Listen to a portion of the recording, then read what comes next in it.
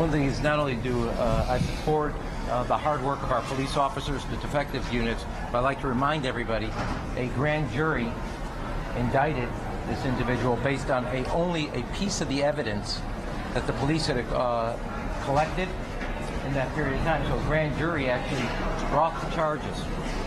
I think on two things I'd like to say, or three things I'd like to say. One, on financial costs, this $10,000 doesn't even come close to what the city spent in resources to actually look over the camera, gather all the data, gather all the information that actually brought the indictment by the grand jury on many, multiple different charges. Second is what I would call the ethical costs. And the ethical cost is you have, as a person who was in the House of Representatives when we tried to pass the Shepard legislation that dealt with hate crimes, putting them on the books, that President Obama then signed into law, to then use those very laws and the principles and values behind the Matthew Shepard hate crimes legislation to self-promote your career is a cost that comes to all the individuals, gay men and women, who will come forward and one day say they were a victim of a hate crime who now will be doubted. People of faith, Muslim or any other religious faith, who will be a victim of hate crime. People that of all walks of life and backgrounds, race, ethnicity, sexual orientation. Now this casts a shadow of whether they're telling the truth, and he did this all in the name of self-promotion. And he used the laws of the hate crime legislation that all of us collectively over years have put on the books to stand up to be the values that embody what we believe in. This is a whitewash of justice. A grand jury could not have been clearer.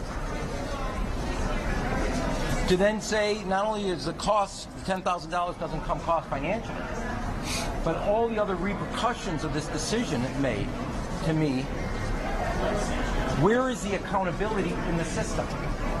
You cannot have, because of a person's position, one set of rules apply to them, and another set of rules apply to everybody else. In another way, you're seeing this play out in the universities, where people pay extra to get their kids a special position in universities. Now you have a person, because of their position and background, who's getting treated in a way that nobody else would ever, sorry about that, don't get near, I'm doing near my sermon here, that would ever get close to this type of treatment. Our officers did hard work, day in and day out, countless hours, working to unwind what actually happened that night. The city saw its reputation dragged through the mud, but I remind everybody it was not just the officers' work. That work, a piece of that work, was shown to a grand jury, and they made a decision based on only a sliver of the evidence. And if I remember correctly, somebody wanted to have that evidence in the day, as the superintendent said, their day in court, so all the evidence could be made public. Because of the judge's decision, none of that evidence will ever be made public. None of it. This is without a doubt a whitewash of justice, and sends a clear message that if you're in a position of influence and power, you'll get treated one way, other people will be treated another way. There is no accountability then in the system. It is wrong, full stop.